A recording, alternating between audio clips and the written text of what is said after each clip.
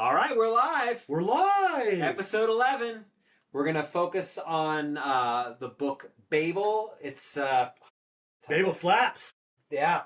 By R.F. Kuang? R.F. Kuang. I mean, let's put a pin in that for a second, because both of us saw Frankenstein. Yep. And we both have thoughts. Yeah, man. I went to the movies. I paid like $12 to see that with my discount at the local theater. See, I watched it on Netflix. And I think you probably got your money's worth in that respect. I don't know if I did. Yeah. It looked very pretty on the big screen. It was a pretty thing.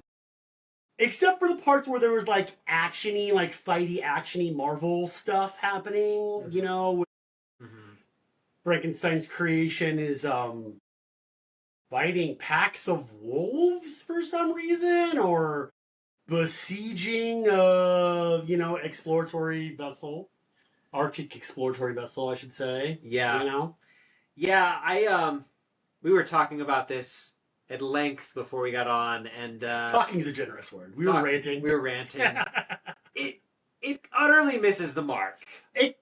Okay, so my takeaway from this movie is that Guillermo del Toro is very good at constructing pretty scapes, visual scapes. I don't think he's a good reader or writer. I don't think he understood the text. Yeah, there's some really fundamental pieces of Mary Shelley's work he's missing. And, here's the thing. There are a lot of interpretations of a Frankenstein out there. God knows how many. So many good ones. But, I think we've both kind of settled that Young Frankenstein, the Mel Brooks film, is, one of the best. Okay, I'm a huge fan of James Whale's Frankenstein. The Frankenstein movie that everybody's really familiar with, it's based on the plays that were written when she was in Italy, and in which they kind of recast every aspect of the story, but keep the core of what she's saying, which is that playing God, even if you have the noblest of intentions, is folly. And I think you're right. I think Mel Brooks's Young Frankenstein is actually my favorite version of it because it's extremely faithful to the source material of the book and James Whale's movie, and it also is the only movie that figures out what needs to happen to stop tragedy. Right. Wherein Friedrich Frankenstein, I'm so sorry, accepts his son for who he is and then tries to make him part of his family. Right.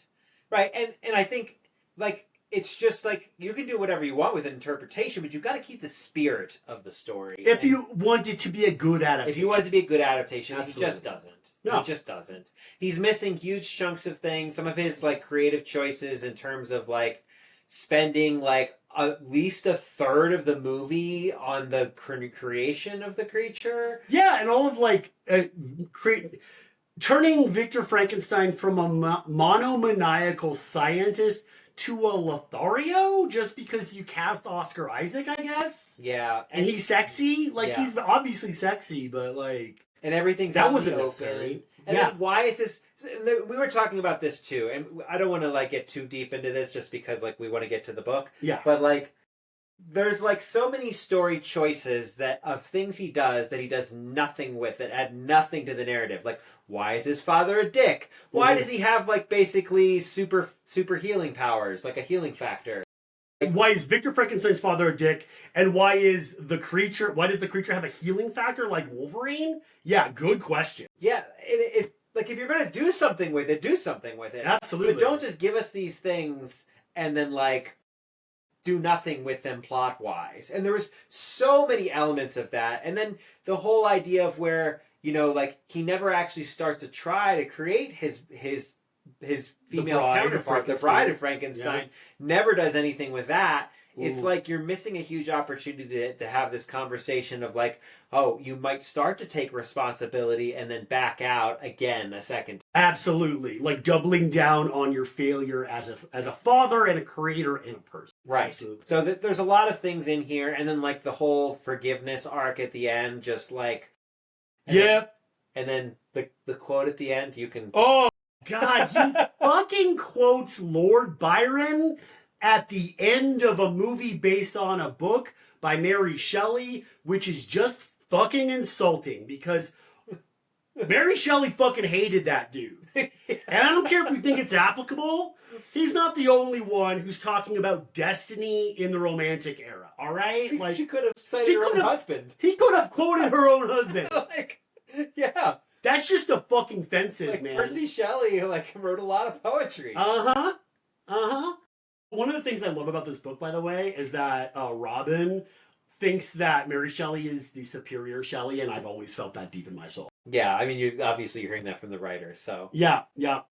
So yeah, let's move on to Babel. I'm just gonna come down and say outright, Guillermo del Toro's Frankenstein, bad movie. Don't recommend it.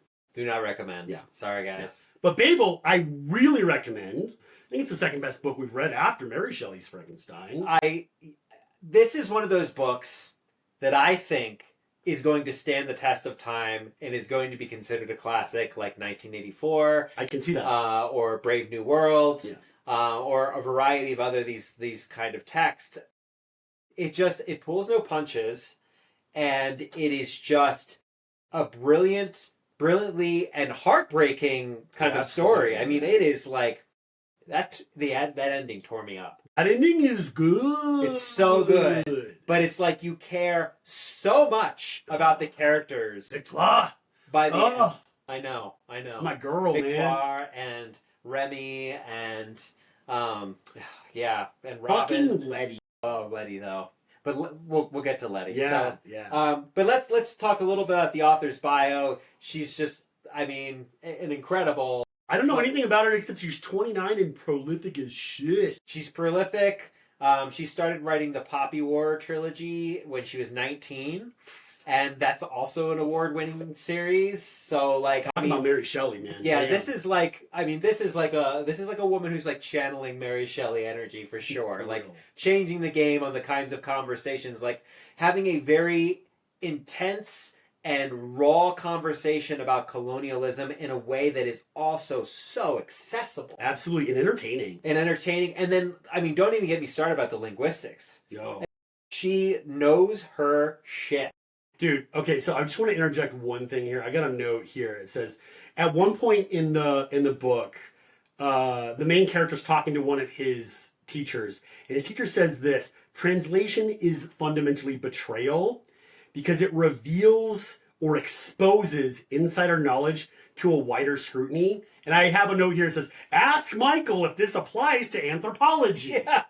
Well, is anthropology also betrayal? Oh, yeah. I mean, if you look at the early anthropology especially, anthropology was a colonial tool of power. Absolutely. How can we win the, quote, hearts and minds, if you're looking at like the Iraq and Afghanistan war, how can we win the hearts and minds of the local population so we can more successfully exploit and assimilate them? That is what early anthropology was. Sure. It is not that any longer.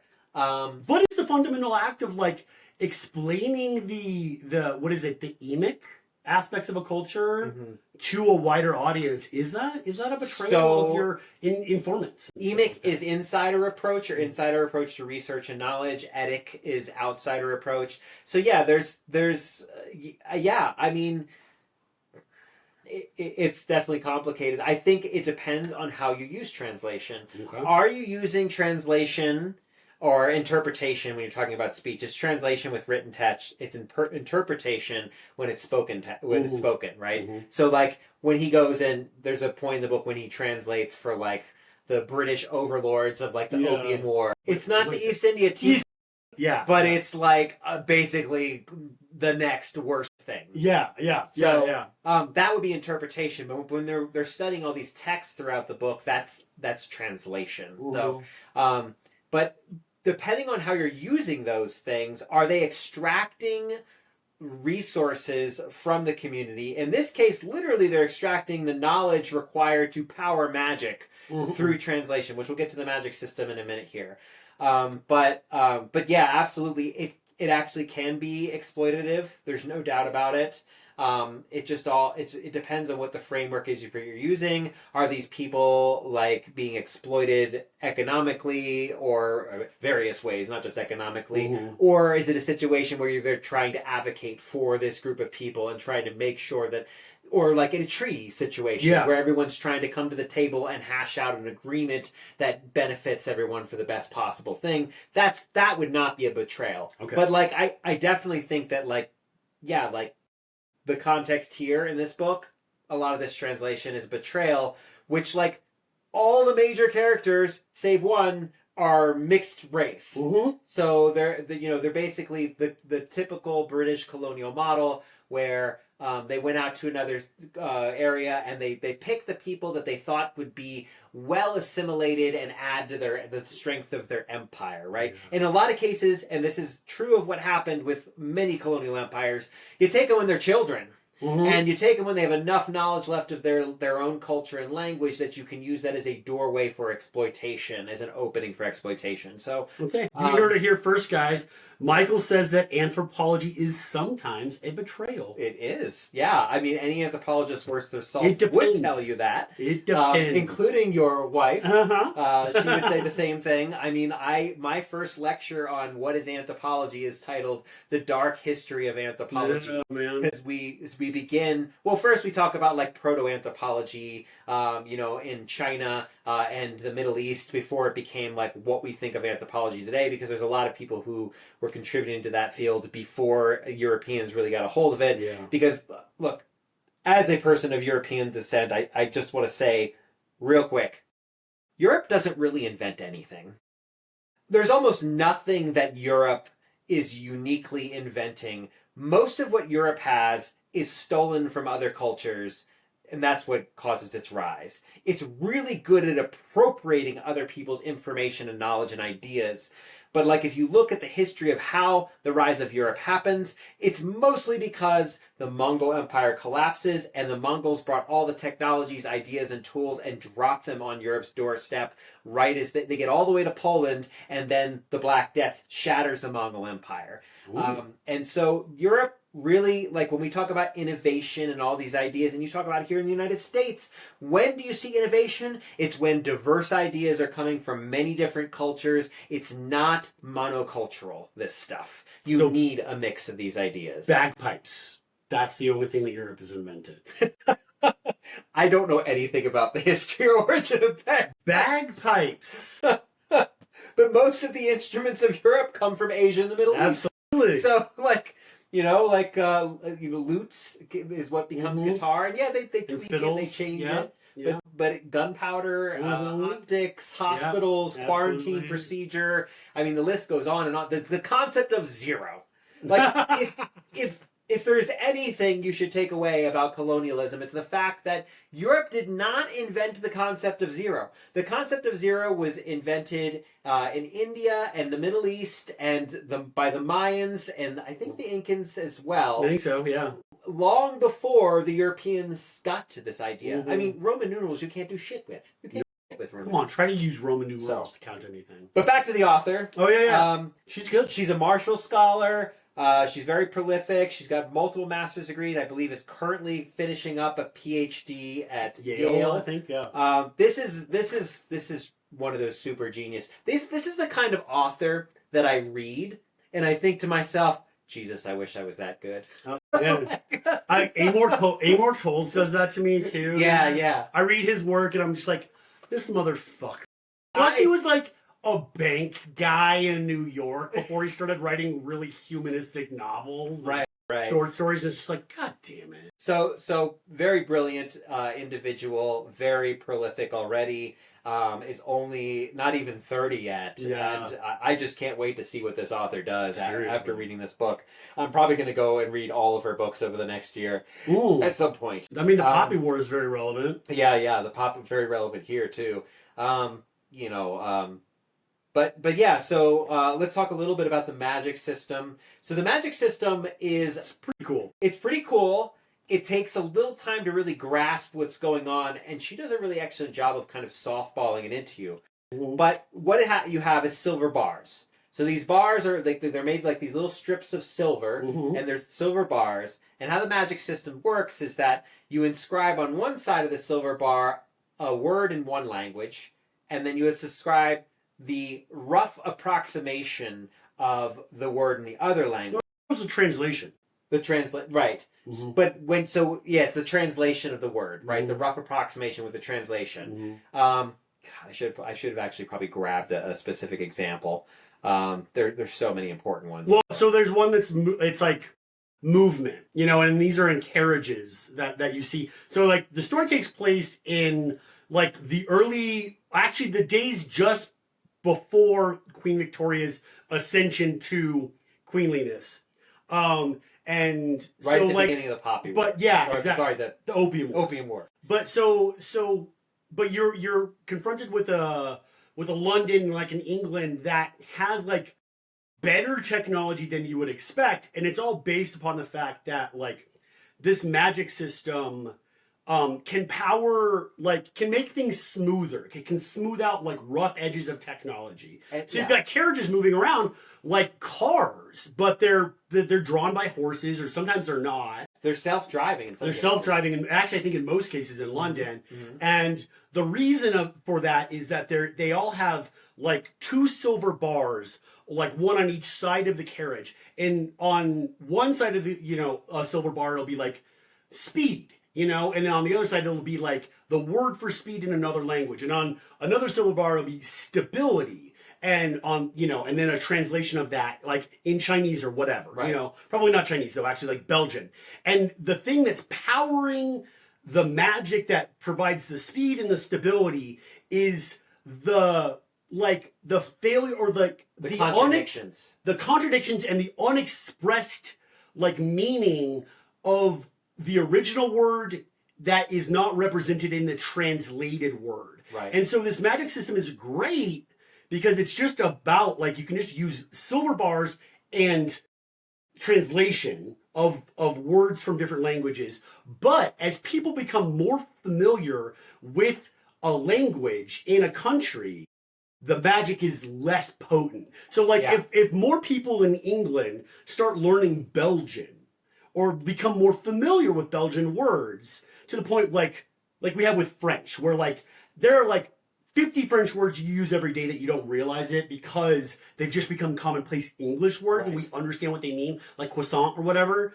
As we adopt new words into English from another culture, the magic loses its effectiveness. Exactly. So it's a cool fucking concept. It's a really cool concept because it's actually really important to the plot too as well. And it tells you a lot about how colonialism works on an intuitive level without having to explain it really like didactic. Right. If you want a good example of like how words like work into assimilating it from one language to another, take a look, and I always use this list when I'm teaching linguistics in classes. It's the 2014 new words into the Webster's Dictionary, and you'll see like chile con queso is as of 2014 an English word. There you go. Or carne asada is another one. Carne asada, right? But then you also see stuff like going on with like video games and the tech industry and social media. It's like tacos. Just think about tacos. Tacos, right? Like what? That's not an English word, but we all completely understand what a taco is, especially in the last like 10 years since street tacos became a thing, and we're not just like referencing Taco Bell tacos, right? You know? So yeah, since we get the rise of like all these like mom and pop taco shops, which were common much longer ago in certain areas, absolutely. But now they're like nationwide, right? Yeah, now you can get that shit in Brooklyn. Right. How close is Brooklyn to fucking Mexico? You know, right? Not. I can tell you for a fact, you could not get a good taco in New York 20 years ago. It just wasn't a thing. Yeah. Because it wasn't. There was too much distance, Yeah, no magic tacos. Food. They didn't need fucking... Well, they did. But they didn't know they needed good Mexican food. Way more superior than anyone else anyone could put out in the sea because they use these silver bars so effectively. But also they're used in like everyday kind of nonsense things to like improve the taste of food. Or You can gardens, or and like stuff gardens like or that. stuff, like all these kind of wasteful things. And it's something that the main character, who changes their name in the very beginning of the book to Robin Swift, notices very quickly, like, you couldn't use these in my home country to cure illness like you do here, but you're gonna like frivolously use this resource of magic to like improve your garden. Yeah, like Robin Swift is Cantonese, and he's half Cantonese, and he was raised on the docks down in Canton, and when he's brought to England, like one of the first things he noticed, like Michael said, is like how these silver bars are everywhere, and he had never seen one, or maybe he'd seen like one in his whole goddamn life till he's like 11 years old. Then he moves to England, and he sees them everywhere, and he's just like, this is fucking wild. Well, I imagine it's like going from Denver to I, Robot, the Will Smith movie, you know? Denver now to New York and I, Robot, or Chicago, or whatever that city was. And you're just like, goddamn, there's like flying cars and, you know, automatons walking around doing chores and shit like that. What the fuck is going on? Why didn't I have this? Yeah. Vastly technologically superior. Yeah. So, and that's actually kind of a good point to transition us into the plot, because the book starts out and Robin is dying of cholera. And actually, the beginning of the book is really similar to the Kim Stanley Robinson book we read. Yeah, it's a disaster. First chapter of that. Yeah. It's like a disaster situation. Yeah, like everybody died. Right, all these people are dying of cholera. But guess what? Silver, and this is what they call the magic system. They just call it silver. Mm-hmm. And the silver cures cholera. Yeah. And so, you know, but immediately his mom dies. Yeah. And he can do nothing about it. And that kind of haunts him. The fact that he's not able to save people, like, haunts him all throughout the book. Yeah. But I have a very long summary on my phone. So let's pull this up here, right? So he's adopted by a Professor Lovell. Mm-hmm. Who turns out is his father. Yeah. He's mixed between himself and this Cantonese woman. Mm-hmm. Professor Lovell is like this big Oxford linguist who turns out is a really he's a piece of shit. Terrible person. Absolutely. Very greedy, very racist, all kinds of stuff, right? So racist. You know, and so then you kind of go from that. His family dies, and Lovell is like, you can either live in poverty and squalor on the streets for the rest of your life, or you can come with me and maybe have a chance at like a real career in interpretation, because he knows English. Robin at this point already knows Cantonese and English extremely well, because he's had mysteriously a nanny growing up who, like a white lady who tutored him and spoke to him in English and read English and taught him all that. Yeah. And he loves books. He loves books. He loves Penny Dreadfuls. That's like his favorite thing. And he loves Gulliver's Travels. So then they kind of go through. There's a couple of chapters, or the whole next chapter is really about like his upbringing. Mm-hmm. And there's one kind of key point that like at one point he like questions his Professor Lovell, who doesn't actually adopt him as a father. He's considered his ward. Yeah. He doesn't want to, like, you know, you find out later this is not the first time he's done this, and God knows how many times he's done this. Yeah. But he doesn't adopt him as his son, and then, like, Robin, like, just simply loses track of time reading a really interesting book, and he beats the living shit out of him. Yeah, with a cane. Fire poker, yeah. Yeah, with a fire iron. And just like so you just see this real deep ugliness and this racism. And it's a book that he bought him too as a treat. Right. It's like an adventure novel. Right. And that's the last time Robin reads adventure novels. Yeah. So then he gets to Oxford, you know, and he meets Remy. Yeah. And Remy is and they fall in love right the fuck away. You think they're in love? Yeah. Obviously, man. I just thought they just, like, I didn't feel the queer coding in this one. I thought that they were just, like... Damn, really? I just thought they were, like, deeply wonderful besties. I didn't get that in this book. Okay. Because there was all that stuff that was going on. Well, I guess that's right. There was the stuff with Letty. Maybe I just overlooked it. There's a one point in the book where Robin asks Remy why he's not dating Letty because Letty loves him so much, and he just turns to Robin and he's like, Robin, you know why? Yeah, because I'm gay. well, But it's 1838 and I can't say that shit. Right. But I didn't see it from Robin's side though. Oh, they have a first magical day. They're like that whole the description of their first day on the Oxford campus is like the most romantic shit I've ever read. Fair enough. They take a picnic up to a beautiful hill to watch the sunset over the spires of Oxford. Fair enough. And have wine. Okay. I could definitely get your interpretation for sure. But anyway, they become like completely intertwined and like thick as thieves. Yeah. They're together the rest of the time, right? Yeah, absolutely. Then you kind of meet they get a whole tour of Babel in the next chapter. And then from the only other black student that's not in their grade level. Right. Anthony, who's super cool. And then they meet Letty, who was the English Rose, they call her. She's a white feminist. She's a white feminist. And then you get also Victoire. Who's the shit? She is from Haiti. Mm-hmm. And I'm actually, like, I wanted to know more about her backstory, but you do not get her backstory until, like, the very epilogue. end. The epilogue is where you get her backstory. Get her backstory in the epilogue.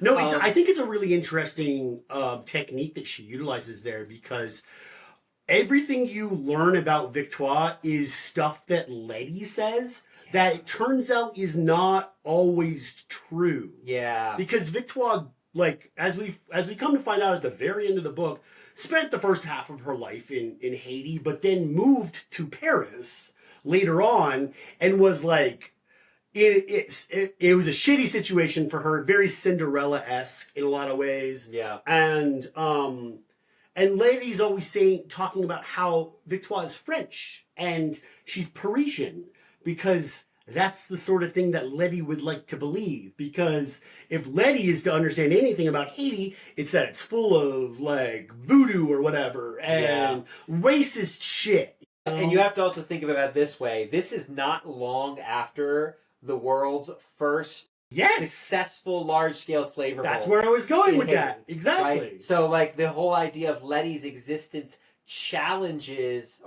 Victoire's existence challenges everything Letty thinks and knows about the world. You do get a brief taste of Letty's point of view, and oof, it's sad. It's just sad. It is. We'll get to it. So then this way it's Bronte coded. Yeah. And then, so then you get one night, Robin runs into someone who looks a whole hell of a lot like him. Mm-hmm. And it turns out his doppelganger at first, right? Yeah. And in a way, he kind of is. Mm-hmm. He kind of is the darker side of himself. Yeah. The let's not say the darker. Let's say the liberated side. Yes, absolutely. Right?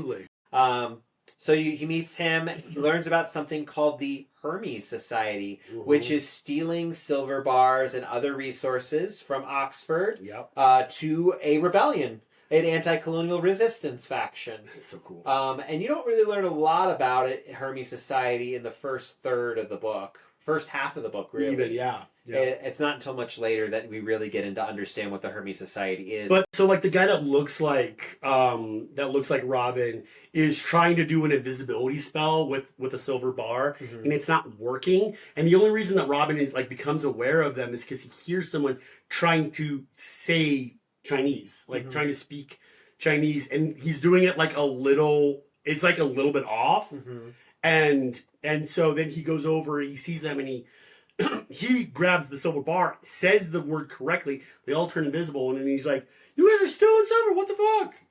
And they just make off, and then that's kind of the last time he sees him until he's like, "Come meet me under this bridge." And then Robin is curious, and he does that kind of against his own better judgment, and finds out what the deal is. Yeah. And Michael just explained what the deal is. Right. And so you have this resistance movement against British colonialism and talking about exploitation. Griffin, turns out, is also was also Professor Lovell's Yep. son.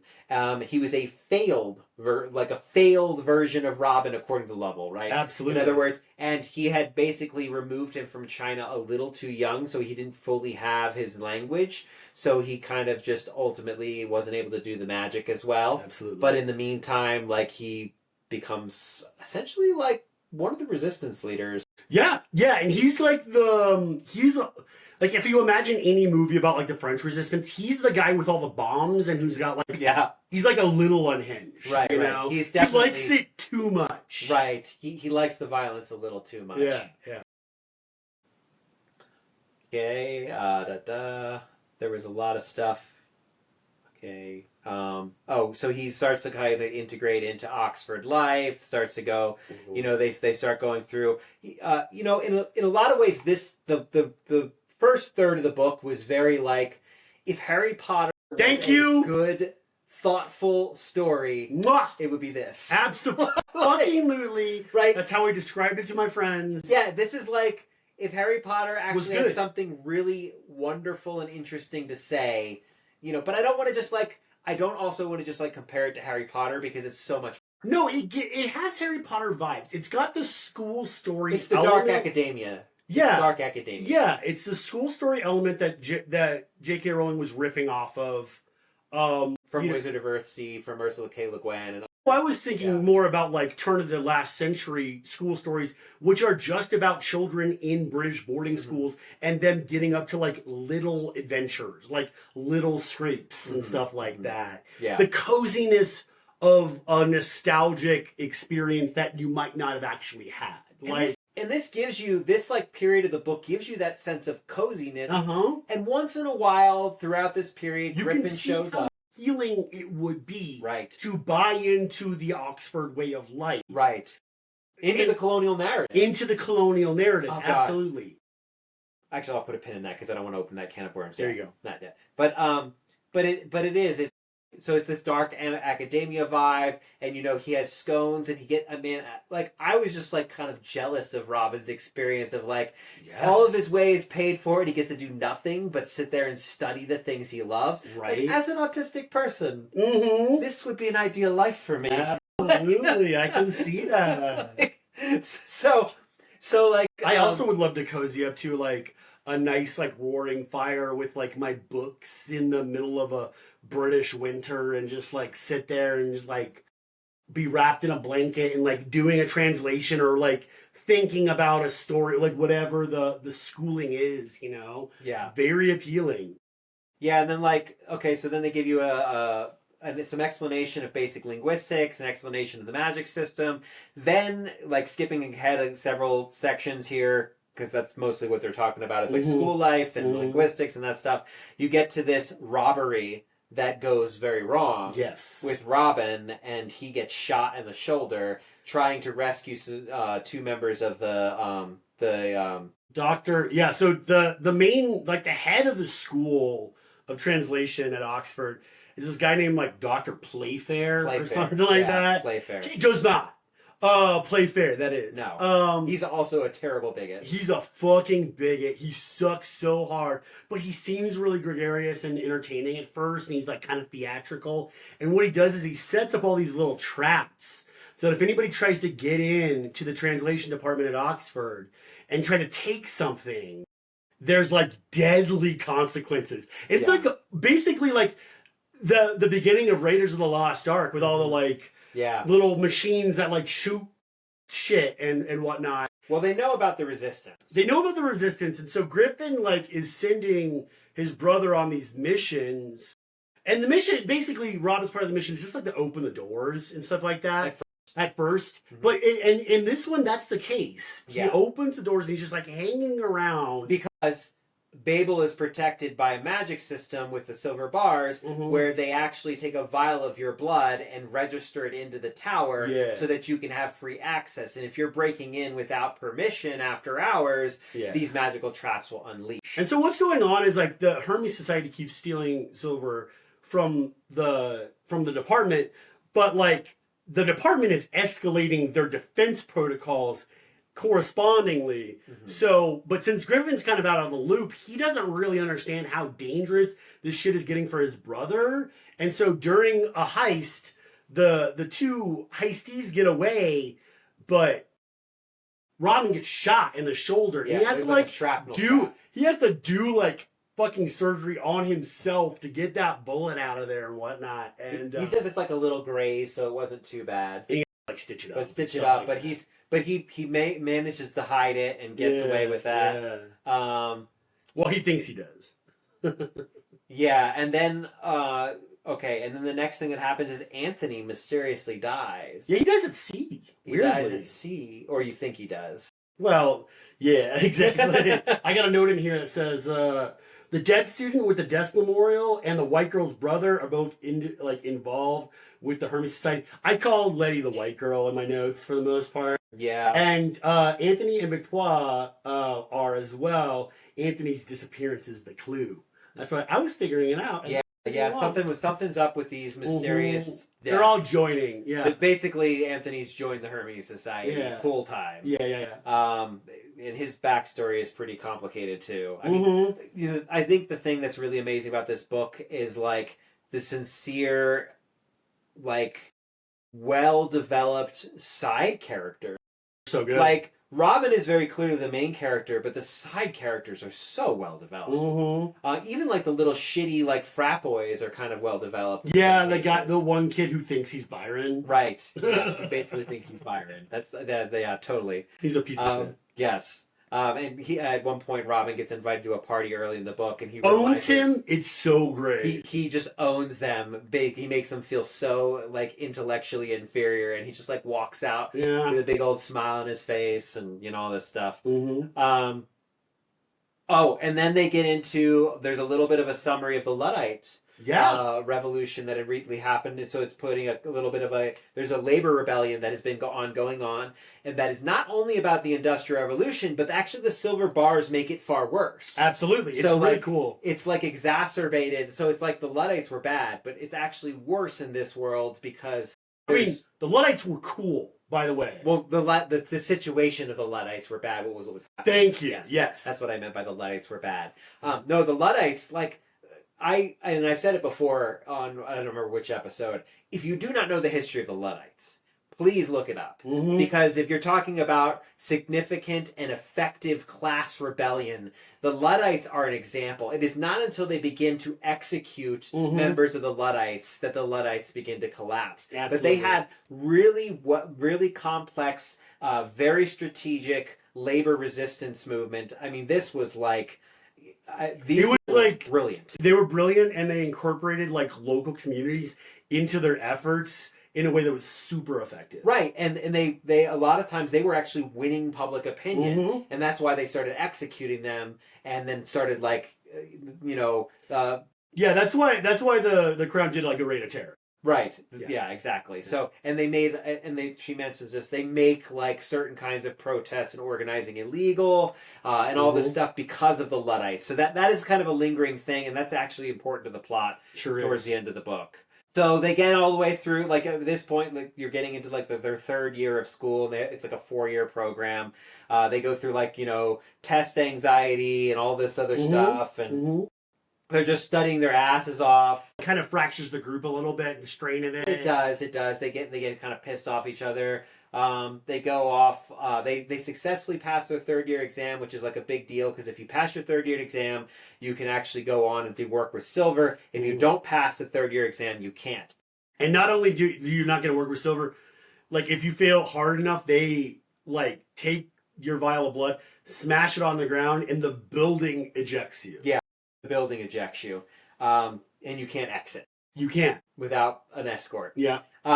So right after this, they talk about going on like this postgraduate student tour of the 4th years, but that one ends up kind of coming early. But before that happens, before they can go on this, right after they get back from their summer break after their testing exam, Remy and Victoire get caught in one of the traps.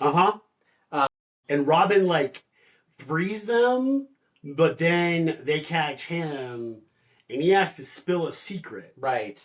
He has to spill like one of the hideout locations right of the Hermes Society. And I forgot an important point. Him and Griffin at the end of the second year have a huge falling out. Yeah. After he gets shot, he tells Griffin, like, this is too dangerous. People are getting hurt. Please go fuck yourself. Like, please go fuck yourself. And Griffin is just like, tells him off and then just disappears. Yeah, calls him a coward. Calls him a coward. Which he is. Which, yeah, he you know. I mean, Griffin was endangering him, but like, I guess, so from Griffin's point of view, he's like, you are so comfortable, you have so much privilege. Why aren't you more angry? And the reason that Robin is not more visibly angry is because he's like trying to buy into the Oxford system to make his life more comfortable, because he, like, the circumstances in which he left China and in which Griffin left China were probably very fucking different. Very different, yeah. And so he's traumatized by that, and by like growing up with his father. He's also, and Remy brings this up a couple of times with him. He's like, dude, you don't have any connection with your home country, because Remy does, and Victoire does, and they feel like a connection to their culture. They feel like really passionately about the countries and defending their home countries. Yeah. But like, he doesn't, because of the way he like has no one to go back to.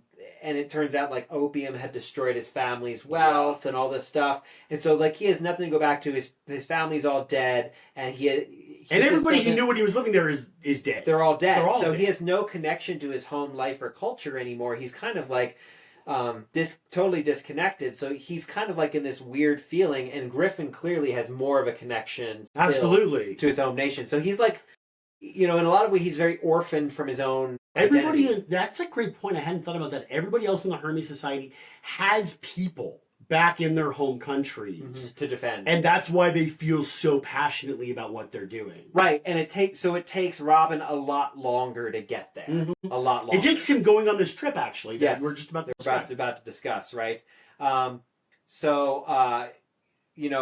he takes the heat for Victoire and Remy. And you think that, oh shit, what's going to happen to him? But like Professor Lovell is like, slap on the wrist, you gave me a piece of information, we'll put you back in the thing.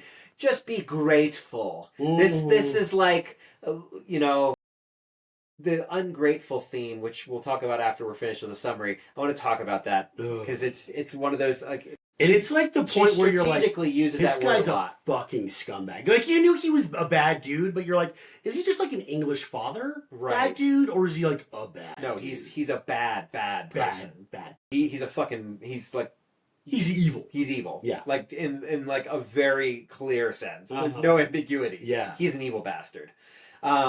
So they head up to Canton. There's like some sort of emergency thing going on. So they send the students early on their fourth year trip before they're even done their tests or anything. Yeah. So they have some of their knowledge of silverworking and silver bars. They've been studying for several months, and they go off to Canton. And Robin is like, doesn't know how to feel about it. And then they get there and basically realize very quickly that they're a pawn in this whole thing. Absolutely. Robin has to interpret for this English merchant dude. He's an opium merchant. Yeah. He's like a big and powerful, hugely wealthy merchant, and they're trying to get China to remove these restrictions on opium, and China's like, opium's killing our people, we're not going to allow you to sell opium. Yeah. So please take your opium elsewhere. The emperor is getting ready to pass a law stating that anyone caught trading opium, it will be decapitated. Because it's so bad, it's literally like... All the English merchants, too, are just like, how can they do this to us? It's free trade! What free trade? It's free trade! That's how we're going to liberate the people. So Robin goes into this meeting with this like Chinese minister who is trying to explain his point of view, and then the trader is like, these savages don't understand free trade, and the amount of racism that comes out of that man's mouth in that section is so hard to read. It was hard. I mean, obviously she's making a point of like how awful this.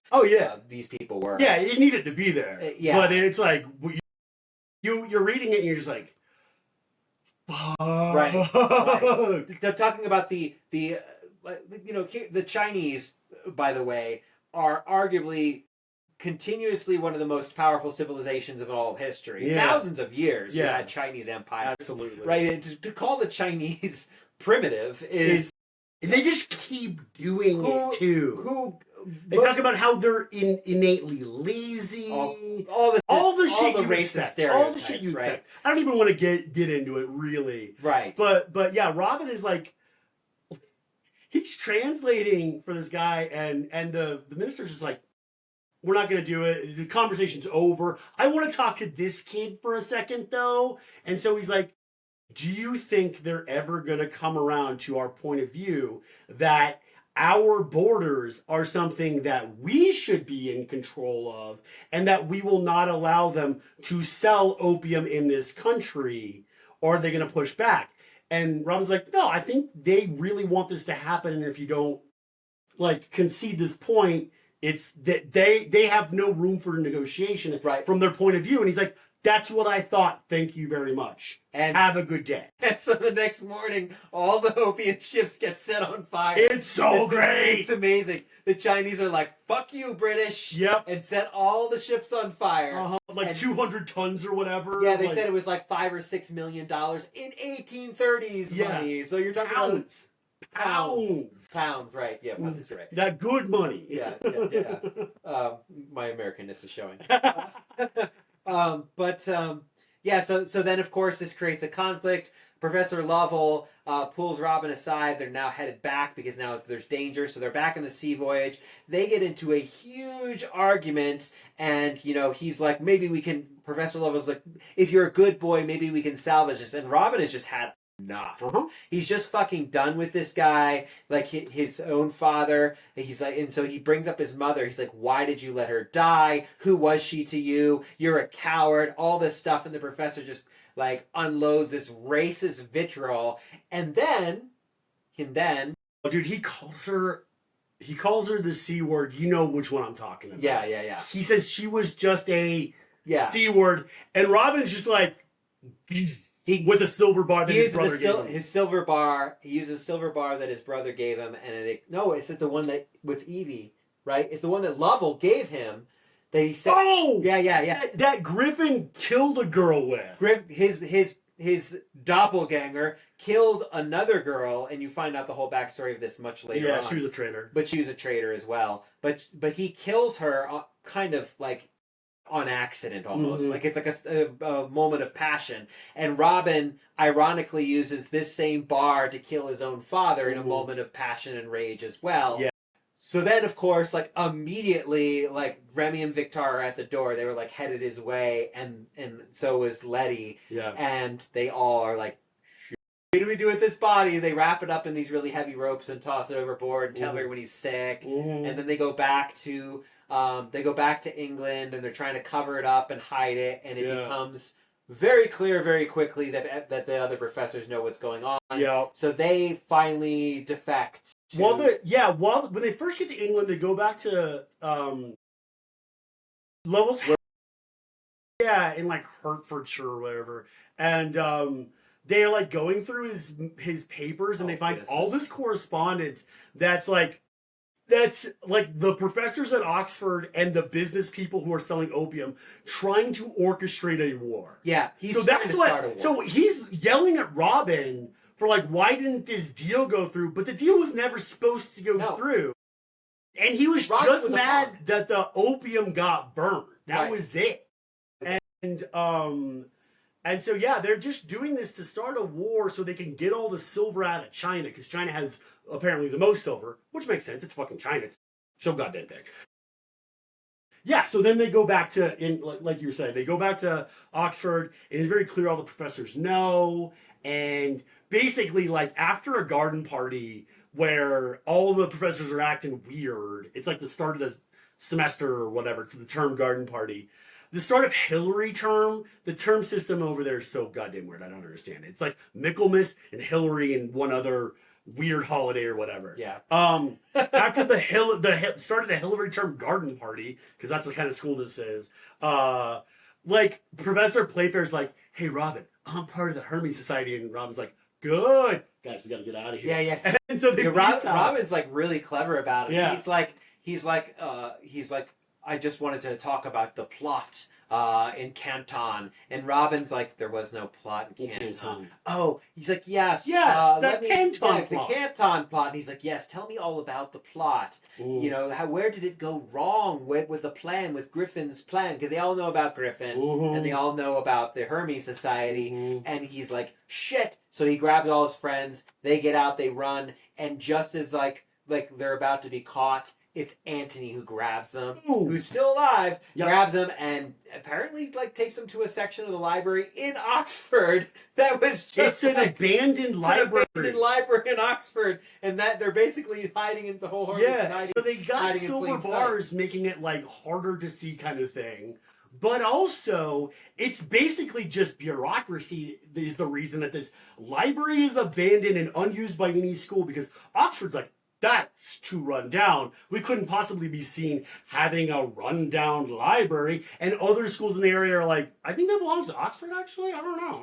Weird. Yeah, no, everyone is like, wait, which department or which school does that belong to? What? That belongs to you guys, right? No, it belongs to you guys. And no one really cares. Yeah, exactly. So it's been like abandoned for like a decade or more. Yeah. And so they're using this as their hideout, and they show them like this area where they're making silver bars, where they're building resistance. So it's so cool. It's like a mirror version of Babel, which is the school at Oxford. It's a tower. The tower, the translation school. Of course school. It's a tower. If people say you're a Babel scholar, of course. A babbler or a Babel scholar, then that means that you work at the Tower of Babel. Because the thing about Oxford is it's like a town that is famous for its spires. So I'm just saying the author did an amazing job thinking this whole thing out. Well, she went to Oxford. She went to Oxford, so obviously, but no, I mean, but like putting a Tower of Babel in a translation department, it's very brilliant. It's very smart. But yeah, no, it's like a mirror version of the tower of Babel, because they're like actually collaborating on doing real scholarship for translation to help people and to expand knowledge instead of just trying to acquire it. Because what they do is they use the materials that they have that they can steal from the preeminent translation department in England, but then they disseminate it to other places and they translate into languages that are not just English, because that's the thing that they do there is they translate everything into English so they can use it themselves. Right. And it's really cool, and it lasts after our protagonists get there for like a week until Letty betrays them because she sucks. Yeah. So Letty one time so they're all sitting there. So importantly, they're an anti-war. They're trying to start an anti-war campaign, and you get a little bit of the politics of Parliament here, and talking about how we really don't want British to go to war with China because they'll just destroy it, and that actually it will make colonialism and the British Empire even more powerful and more exploitative and all this stuff. So their whole big thing right now, Antony and the others are trying to make leaflets and pamphlets and try to stop the war stop the war. And then Griffin is like, no, guys, this isn't enough. We need to take over the Tower of Babel. And we just need to it would be so easy to just do it. We need to use violence. You go in there with one gun and take it over. Right, he's not wrong. It turns out he's not wrong. Yeah, he's not which wrong. We'll get to in a minute. Yeah. But so Griffin is basically gives this whole speech. He's like, and I want to pull some quotes after we're done with the summary here because the speech was incredible. The conversation between him and Robin, just it's just this very powerful and moving speech about about how colonialism is inherently violent. It is always state violence practiced against the oppressed and the exploited, and it has no good ends. And the only language that they understand is violence because they operate through violence regularly, right? Yes. So Griffin is giving this, and he's teaching how to shoot a gun and all this stuff. And then Griffin goes off on some mission. I think he was going to Wales. Yeah, he's going to Wales to do something. Terrorism? Well, they don't know because they don't always tell everyone. Yeah. They try to keep on the down low what everyone is doing where. He was going to do something with explosives. Something with explosives. He was going to go boom. Yeah. So he leaves, and then the next day, the police bust in, and Letty had betrayed them. Yeah. So all the friendship that they had all through these years with Letty, and she just you know, she betrays them and personally shoots Remy. and kills Remy. Yeah. Yep. Now, like at first, like my first impression of her killing Remy was that it was like she was trying to shoot Robin and Remy jumps in the way. Mhm. But then, like as like the conversation persists about what happened, it kind of feels like she intentionally kills Remy. Absolutely. Like aims and shoots Remy on purpose Mhm. because he scorned her. Yes. How dare a brown man not want to marry a white girl who's in love with him? Not want the English rose, as how they put it. Yeah. Right. Absolutely. So this beautiful, and she was an admiral's daughter, so she knew how to shoot, and she was there, and you know you get definitely wasn't an accident. Definitely wasn't an accident. Yeah. So she kills. Remy's dead. They're in prison. Victoire and Robin. Obviously Robin, not Letty. Yeah. Victor and Robin are getting tortured for information. They both think the other one dies at a certain point, Yeah. which is just a trick that the captors use. Yeah. And then Griffin saves the day. Griffin blows everything up and comes on in. Hell yeah. And he's like, "What silver did you use?" Like, "Nothing. I just used gunpowder." About this. You guys can't always be using silver. It's like, don't always use silver. Don't rely on it. Resist, right? Yeah. So they get out, or they're trying to get out, and this guy Spencer, who's one of his interrogators, who's also like one of the upperclassmen, who was a classmate of Griffin's. Griffin, yeah. He was sorry guys, I had surgery, and it still hurts sometimes. Yeah. Him and Griffin end up killing each other. One brilliant thing about this book is these like end notes, or like these notes in the page, almost like you're reading a scholarly text. Like it's like a history novel. It's a Squirrel novel. But it's but either way, so they give you like a little brief background talking about how you had no idea what the relationship was. They like Spencer and Griffin and Evie, who Griffin accidentally killed, they were all like as tight as this, as Robin and Victor and Remy and Letty and all that. Mm-hmm. And there was a betrayal there too. So there's like this old hatred, and they end up killing each other. And Victor and Robin escape, and they're like, we got to take Babel. Yeah, like that's like, we're gonna take Babel. Yeah, Robin says I want to take it down, and Victoire says I want to burn it to the ground. Right. Which is sexy. Yeah. And so they do. They go in there with a gun, and they go in with the gun, and they basically take them hostage, and they say, this is what's going on. Mm-hmm. They expose that Professor Lovell was making war intentionally to exploit Canton and all this stuff. Yeah. And so two of the professors? Is it two? Two professors. Professor Kraft and Professor... Oh, he was Indian. Like Ravashami or something? I can't remember what his name was. My bad. Yeah, sorry guys. There's a lot of characters in this book. It's hard to keep track of them all. Yeah. They decide to take the tower, and they kick out all the students that don't align with them. Right. And they break their blood vials on the ground. And a number do stay behind. Absolutely. And so here's the key thing, and this is really important. So Babel is like the administrator of all the silver in London. Without Babel making the silver, maintaining the silver, and also the spells that go along with it. They have these things called residence rods, which maintain the integrity of the silver at a distance, so they don't have to keep reinstalling silver everywhere all the time. Absolutely. Are also housed in this tower. So all of the power of silver is housed and concentrated in one space. It's a monopoly in Babel. It's a very more or less. There are other sites in like Edinburgh and Cambridge. Yeah, but it's almost it's so funny because at a certain point they're explaining it and they're like, we have these other locations, so it's not all dependent on one institution, but it actually is dependent on one institution, because the way academia works is it's very competitive. Mm-hmm. And it's kind of zero sum as far as academics are concerned. Right. Knowledge actually isn't zero sum, but prestige is. So gotta get that tenure, guys. Oxford has been, Oxford has been hoarding the best spells and the best silver techniques and stuff like that, despite the fact that it works against the country's best interest. So throughout this, there's like basically a siege happens after this, and it's supported by the Luddites, led by a man named Abel, who's super fucking cool. Yeah.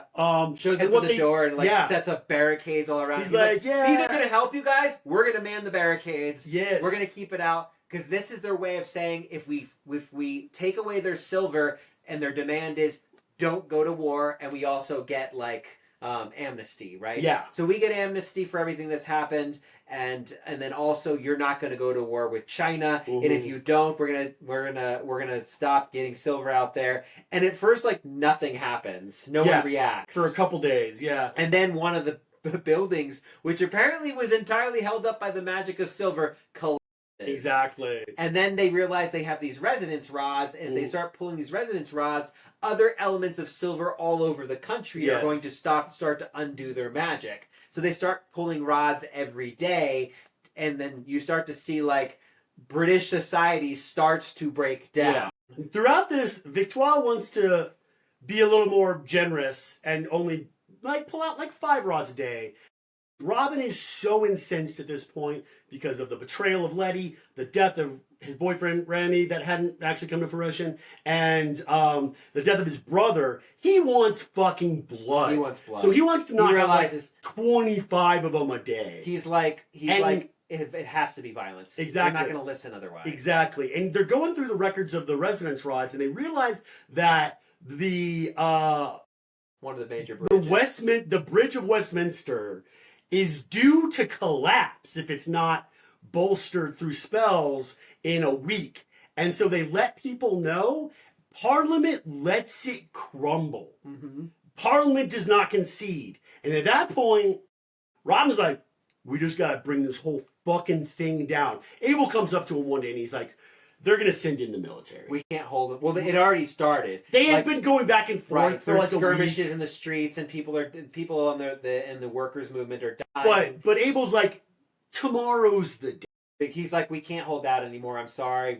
We don't want to abandon you, but there's just no way we can stop. The full British military will be bringing its force to bear. Yes. And so you might want to get out or do whatever you got to do. Right. So Abel is like, here, we have a plan to get you out tonight. Anyone who wants to leave can get out. And Robin is like, I can't do it. They can't do it. Yeah. And Robin is, I think Robin is also, there's multiple times in the book when he gets kind of talked off the ledge, like literally in one point, where he talks him off the ledge. Yeah. But like, he's just like, he tells Victoire, he's like, I can't go on without Remy, without all of this stuff. There's no point in me living anymore. Yeah. And he's like, I want my death to mean something. Exactly. And so they decide, and they show them earlier in this book, there's this one set of match pairs. That's what they call them when they have the silver bars. Yeah. There's one set of match pairs that kind of cancel each other out and shatter silver.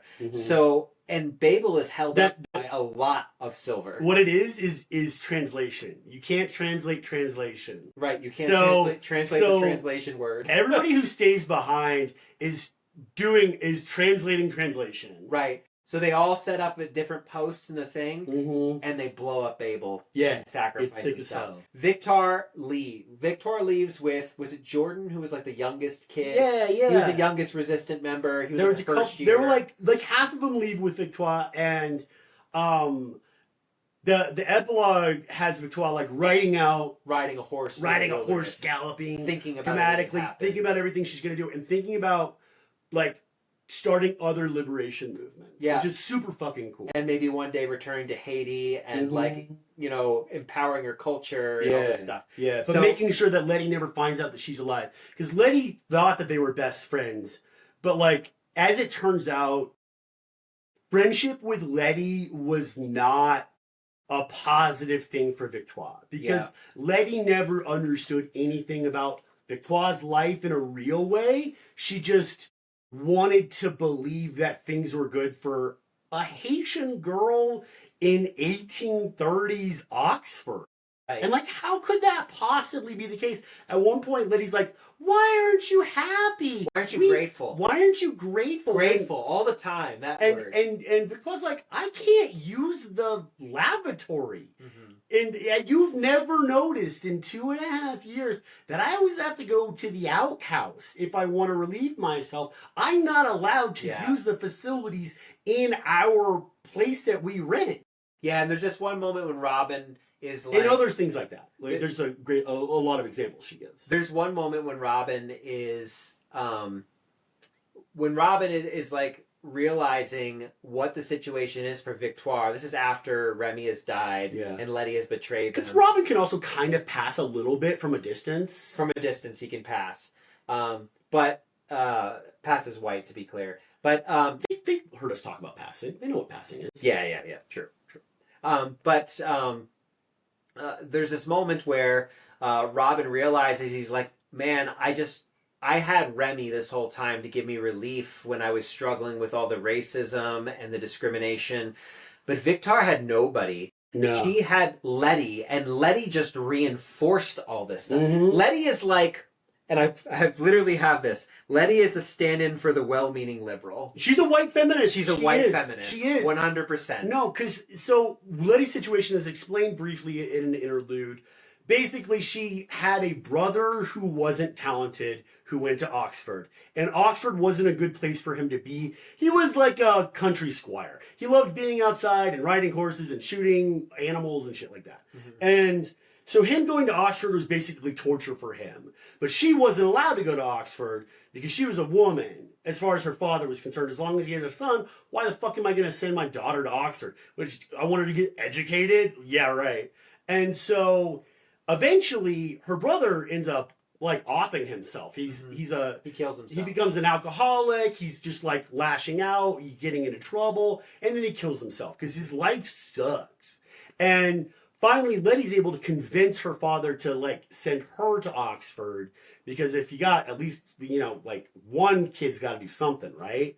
And that's her backstory. It's kind of sad, but it's like, it's just like the sad events that happen to like a wealthy white person. Like everybody's got a little bit of tragedy, but Letty, because she experienced something sad, thinks that she can relate to her friends who are like expatriates who experience racism on a daily basis. Well, and aren't accepted at a school for scholarship. Like they're like the brightest scholars at the most prestigious school in the country that she's from, but are still treated like second-class citizens.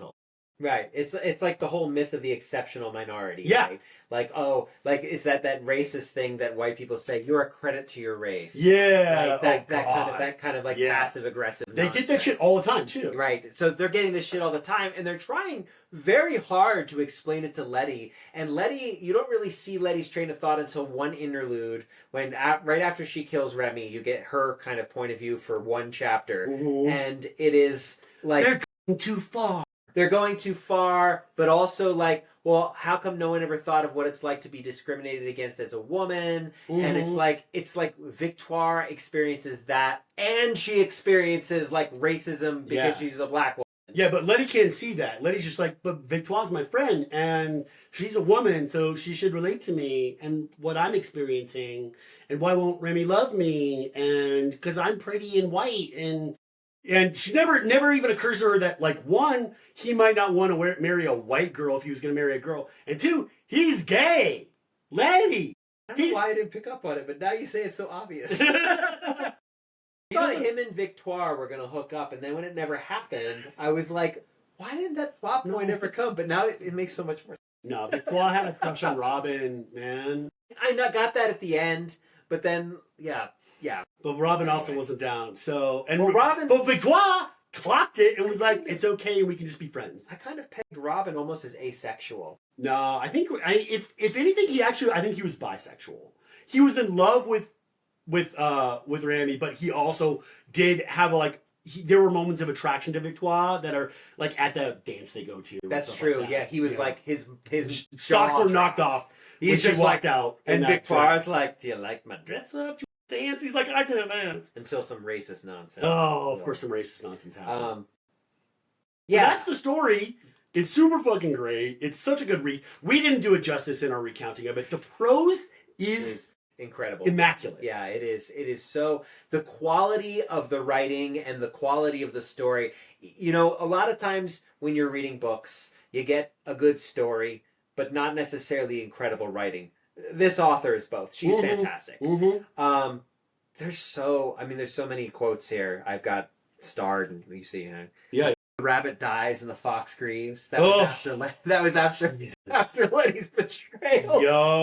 Yeah, it's like an old Chinese idiom, right? It's like the fakeness of grief, right? Yeah, crocodile tears. Crocodile tears. Yeah, crocodile tears. I think there was one thing I really wanted to point out about like Letty, and I had written this before the betrayal. It was like a note I put, and I still think it stands, even though Letty did ultimately like fail and betray them. But it's like this idea of, and I know this partly from personal experience.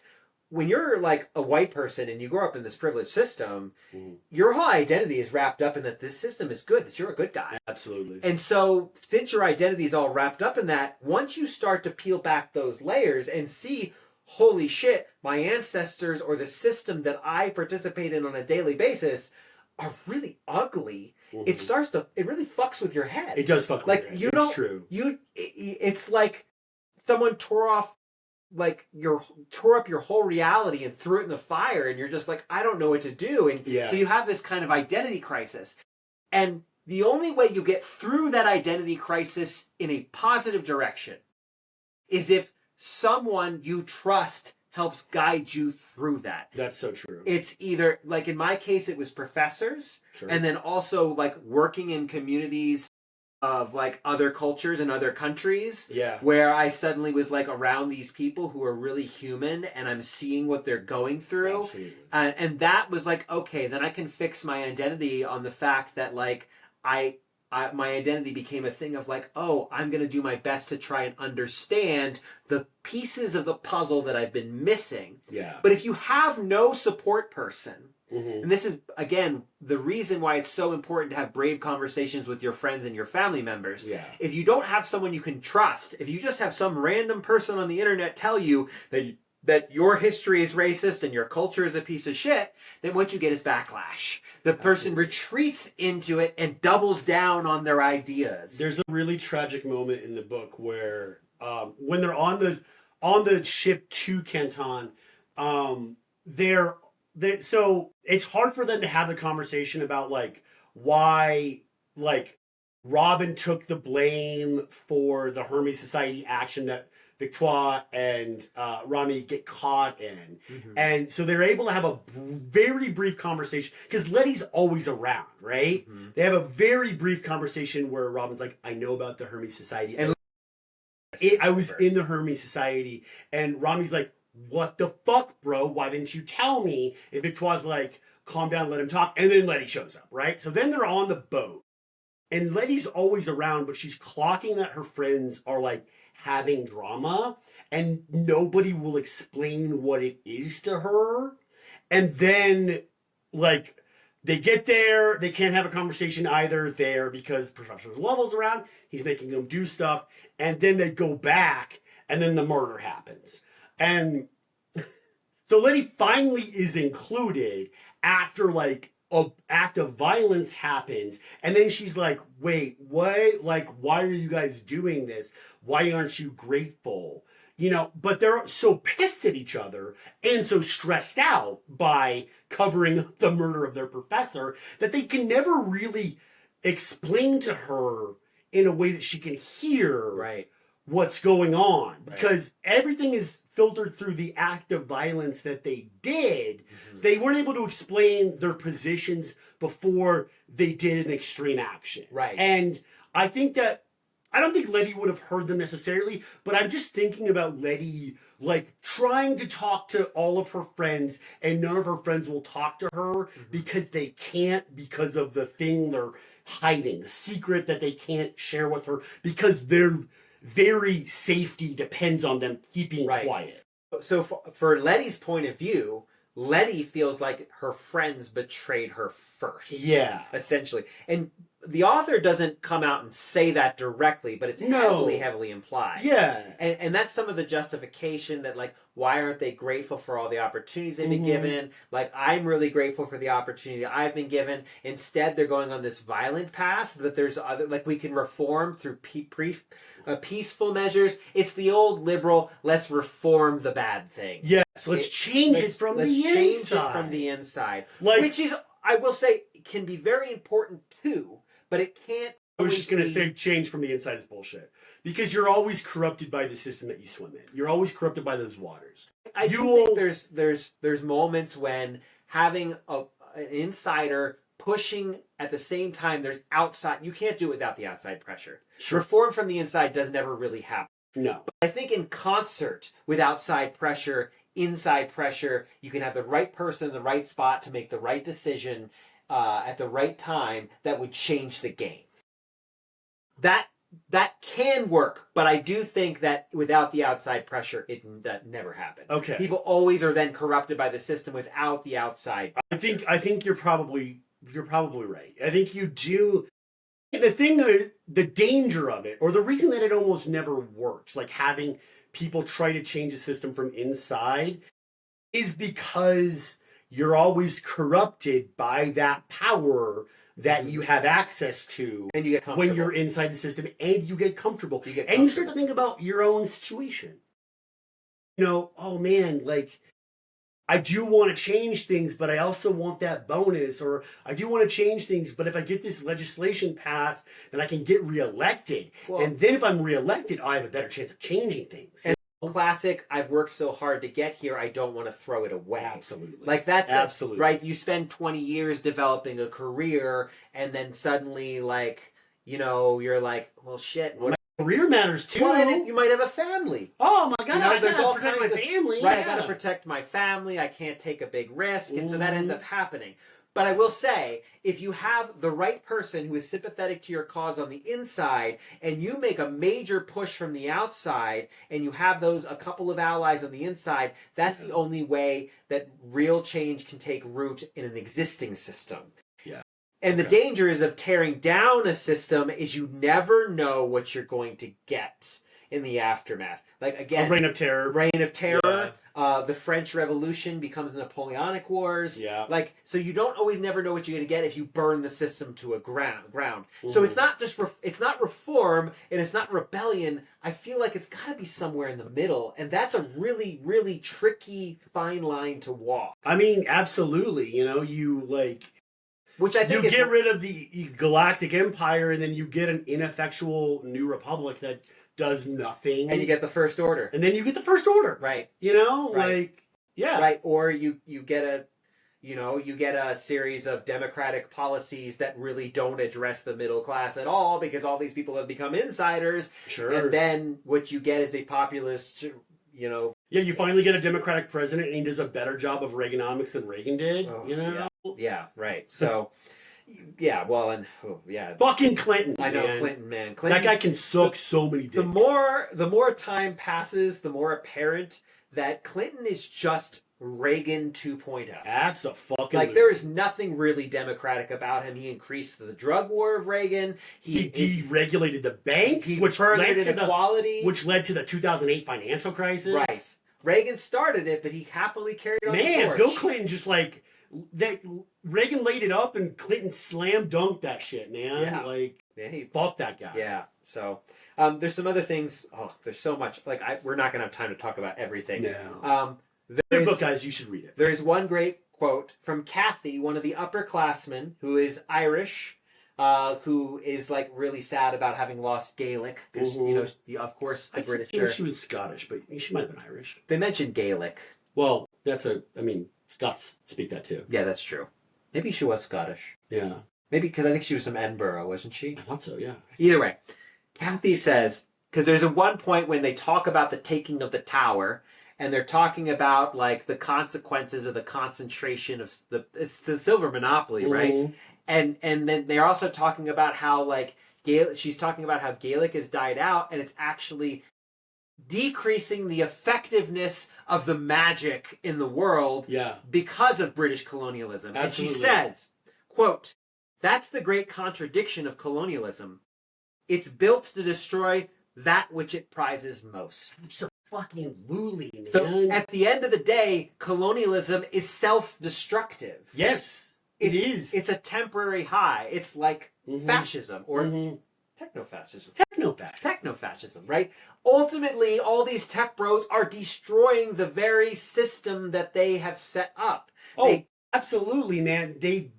It's so tech bros are doing the same thing to the internet as a system that the American government is doing to all of the infrastructure in the nation, like all of the pipes, all of the roads, everything we rely on to do commerce has been neglected and like has not been maintained to a satisfactory manner, so that it will start crumbling in the next 10 to 20 years if we don't do something about it. But nobody ever wants to do anything about it because it's one, infrastructure is a boring thing to talk about, and two, it costs so much money. You don't have money. And it inconveniences so many people when you try to repair it. Yeah. That's the reason that I don't know if they've ever maintained or repaired one track in the fucking New York subway, because everybody relies on it, you know? Yeah. But, and also we have no other systems to like shift people onto, because we never thought to like build in redundancies or anything like that. And the reason, if you ever think to yourself, man, my phone works less good than it did 5 years ago. Man, my computer or email or this app works less good than it did 5 years ago. The reason for that is that tech bros only want to build a new thing or disrupt an industry. That's where they get all their money from. They don't get it from maintaining like Instagram or, you know, like the fiber optic cables that send signals all over the place. Yeah. That's not cool. That's not edgy. That's not disruptive. You know, you can't be a badass doing that. That's enshittification. Yeah. The enshittification. Enshittification. Yeah. Look it up if you don't know that term. That's what's going on the Absolutely. internet. Absolutely. This also... Because they want to sell you a new thing. That's why. Exactly. They don't make any money. You want to make your... intentional obsolescence, where the technology dies after a certain rate, so people have to buy new things. We don't make things like they used to, literally, because it doesn't make profit, all kinds of problems, right? So this is essentially, you know, capitalism, colonialism, they destroy the thing that they prize most, right? Absolutely. And this is a key point here. There's another thing that this book made me think a lot about, that's the Occupy movement. And the reason it made me think about that is because what they had going on in the library was kind of this, like, decentralized network and organization. They had certain missions and goals, but everyone kind of did their own thing. Yeah. And it ultimately is not very effective until they take a direct strategic goal, a direct strategic action with a direct ask. And the problem ultimately of Occupy was it was too all over the board. Yeah. They weren't strategic. I mean, I think Occupy was great in some ways because it changed the conversation about wealth and inequality. We get the branding from like David Graeber about the 99% versus the 1%. So it gives us a new language to speak, but that's all it really did. I think that the Occupy movement also did suffer from like the fact that it was so diffuse really allowed a lot of elites to discount it out of hand. Or co-opt it. Or mock it. Mock it like Jon Stewart like did every fucking night on the Daily Show. Which pissed me the hell off. Absolutely, me too. I loved that guy, you know, when I was young. When I was a young man, I thought Jon Stewart was cool and smart. Me too. As an old man, I understand that he's a hack and dumb. And the thing about diffuse movements is that they like ideologically, that is what we want. We want a diffuse group of people moving in the right direction. But when you're doing an action, it has to be one action. When you're facing power, you have to play chess. Absolutely. And that means you're going to have to use a variety of tactics and strategies to address the issue. Yeah. And, you know, I think... Brass knuckle chess. Brass knuckle chess. I think this is really well captured in the film Gandhi, in the 80s film, in 1980 with Ben Kingsley, when he is in the midst, I think this is it's been a while since I've seen it. This is in like one of the South Africa sequences, and he's staring down the British colonial governor of South Africa, and he is just successfully, I believe this is the moment, but it's been a while. Yeah. He's successfully staring down this guy. They had just finished with this protest for the identity cards, and Gandhi was like burning them along with all of the other protesters. Yeah. And the British guy comes in, okay, we'll stop the identity cards, but we're not giving you this, we're not giving you this, we're not giving you that, because I know you all want all that stuff, but we're only taking away the identity cards. And Gandhi sits back and he says, well, the identity cards was the issue on which we focused. And then he took the victory, turned around, and the next day started protesting the next issue. Yeah. So one by one, he addressed one issue at a time. Absolutely. And he focused. And a lot of the problem with a lot of leftist politics these days is we're all over the place. We are scattershot. And so you sent me a video the other day. From the Doom Scroll podcast. From the Doom Scroll podcast. And I thought it was interesting in a lot of ways. And I didn't agree with everything every point they made. As no one should agree with anything everyone says anyway. Have your own damn mind. Absolutely. That's a great point. But I did think that they made some interesting points about the tactics that leftists use and the fact that we might focus too much on identity politics in lieu of actual structural fixes to broad swaths of problems. Mm-hmm. Like, problems facing most people happen to do with, since we live in a capitalism, lack of resources, mm-hmm. monetary resources, mm-hmm. and lack of access to health care. Right. And I think focusing on either of those, like a UBI for everyone, not just for the poor, for actually everyone. We talked about this earlier. Yeah, we were back from tacos. We were getting tacos. It's got to be for everyone, even billionaires. Even billionaires. It's got to be for everyone, or else it causes conflict. Guys, there aren't that many billionaires, and they're not even going to notice. And they won't even fucking notice. Like, if billionaires are getting an extra $50,000 a year, but everybody else is getting $50,000 a year, that's good for everybody else. Billionaires won't even fucking care, and we can't be like mean about it. Like, they don't need it. They got billions of dollars. But if you have to employ guys, and I mean guys in the gender neutral sense that we use in Colorado and most of the West, if you have to employ people to like sit there and determine, well, this person doesn't get it because they're over the threshold, and this person doesn't get it because they're like not working enough or something like that, it's not going to work as a fix. It has to just be simple to the point of like, it takes a dozen people to administer it nationwide, you know? And not only that, if the goal of all the identity politics work that we do, of trying to get people rights, if the goal is giving everyone dignity, then what do we do? Fix poverty. Fixing poverty is giving everybody the opportunity to dignity. And if you say everyone gets this thing condition-free, that's dignity. Yes, exactly. And so, you know, we have to really work more towards how do we fix the problem and focus less on, okay, I need to get my cause addressed. And that doesn't mean we don't address those causes, by the way. No. But it means if we're trying to find a unifying principle to fight back against a wannabe fascist, right, then the way that we do that is to make sure that everyone gets dignity and everyone gets their basic needs met. I know. That's where we begin. They're trying to come at DEI because they want, because one, it's kind of a nebulous concept to a lot of people. Obviously, we all know what DEI is here, but like in broad swaths of the country, people are like, DEI, what's that? That's the reason I didn't get that job, probably, you know? And it's like an easy thing to blame, but it's like also kind of, when you think about it, it's like a little nitpicky fix.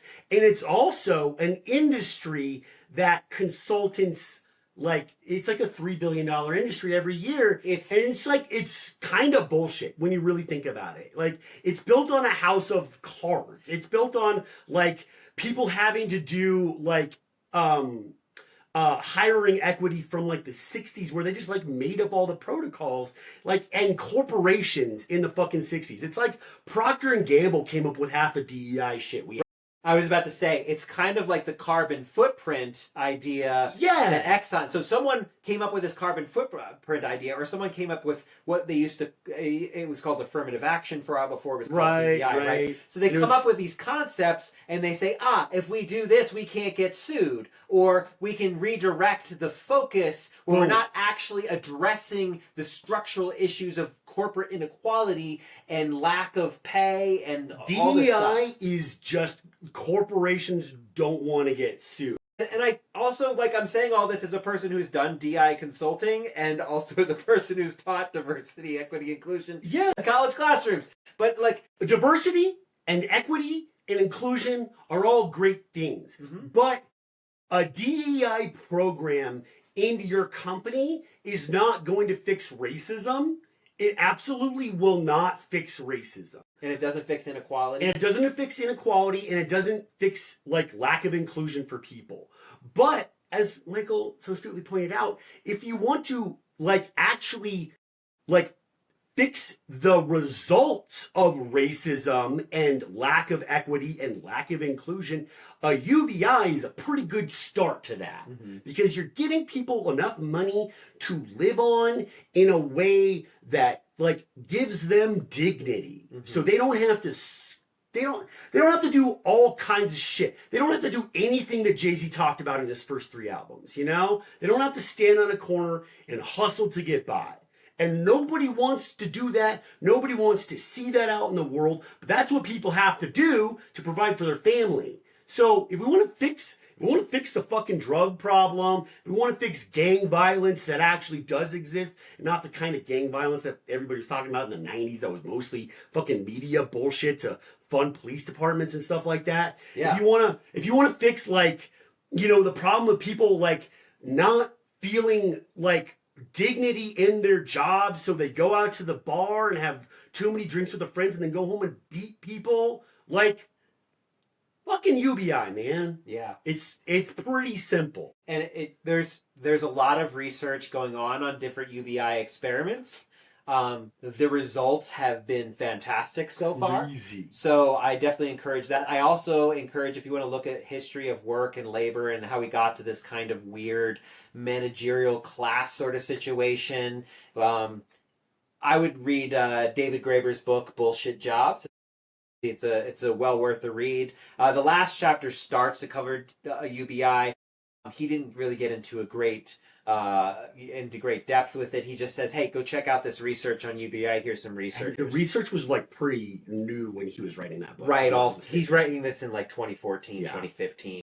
So yeah, I think we need to play chess with stuff. So like, you have to think about what are the issues in your community. How can you pull together as a community and solve them, right? Absolutely. And this is what happens with the book. Like, he's like, what is the linchpin of this whole British Empire? In this particular world, it's the silver bars. Absolutely. Right? So what is that? What can we pull? We can pull the pin. It's an unlikely alliance, too, between labor activists and anti-colonialists. Yeah, you know? because in the beginning, actually, they hate all the labor people. Like, he throws an egg at Robin or something. At Victoire. At Victoire. Yeah. Because they're scholars, right? Yeah. And Victoire. And they see the scholars, rightfully so, as supporting and reinforcing the system that is taking their dignity away from them by taking their trades and turning them into jobs. Yeah. You know, it's like before there was a trade that they were an expert at, and they might be the best one in their county, or they might have studied under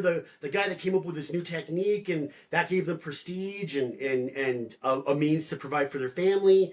And they were like an artisan, and then all of a sudden, now it's mechanized. And it's like chopping people's limbs off for efficiency's sake and shit like that, you know? So they're rightfully pissed off at these, like, you know, there's this old, like, dichotomy in a lot of, like, college towns where there's, like, the gowns and the townies, you know?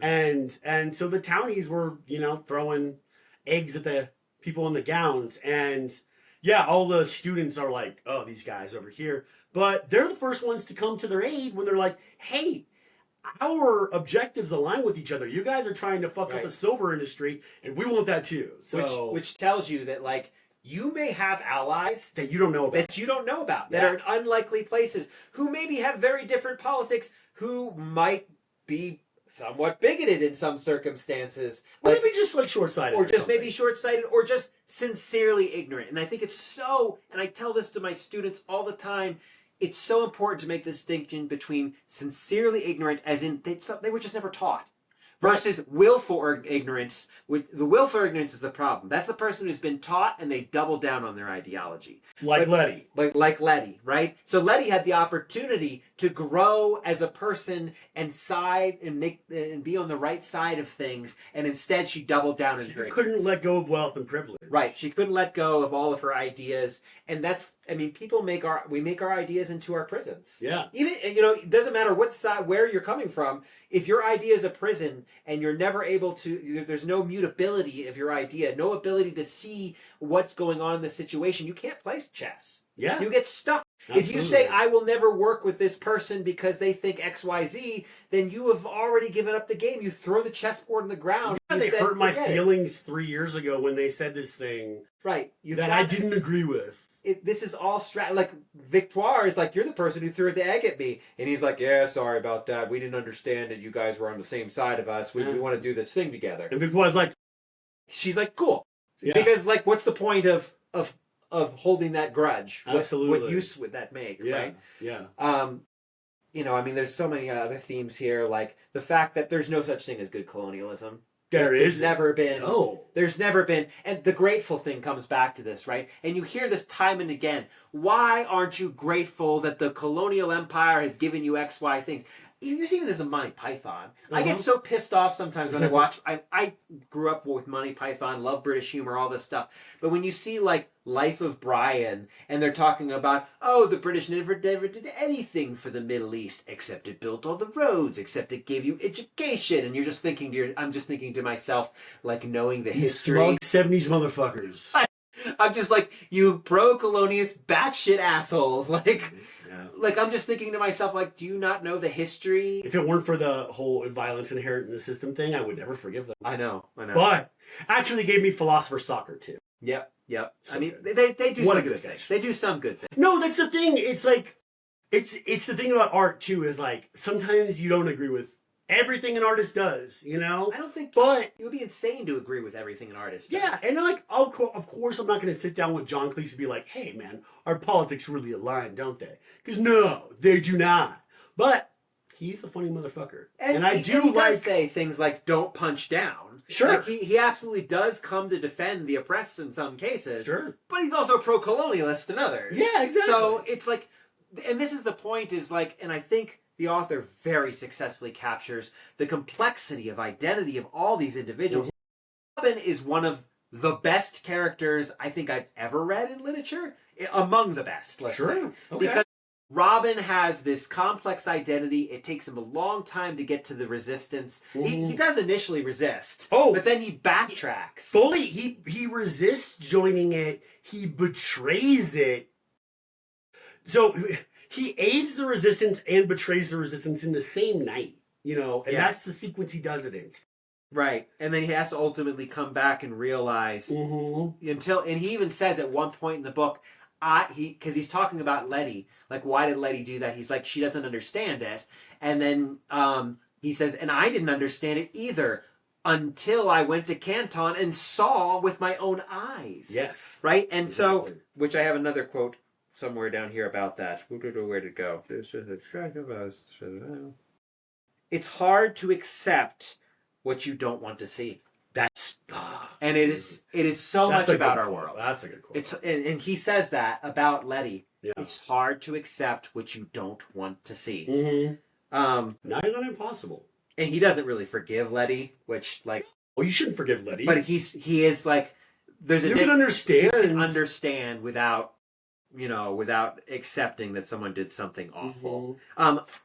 I have to read these Griffin quotes. Do it. I mean, we're getting high up on time here, but I have to. We sure are. I have to read these Griffin quotes if my thing will load. Here he goes. Okay, so this is when Griffin is basically teaching Robin to shoot, and Robin hasn't quite accepted the idea that violence is going to be necessary to change the game. Yeah. He hasn't quite accepted it that in this case militancy is going to be the only answer to stop what the British Empire is doing. Oh yeah. If you've grown up with the understanding that violence is never the answer, that's not true. Violence is often part of strategic the though. It's got to be checked. Not indiscriminate violence, just like sometimes you have to respond with violence. Well, a lot of if you want to perform an effective resistance and rebellion to authoritarian structures. Yeah. See episode 2, V for Vendetta, where we talk about this. Exactly. The thing about violence, this is what Griffin says, the thing about violence, C, is that the Empire sorry, let me read this a little better. The thing about violence, C, is that the Empire has a lot more to lose than we do.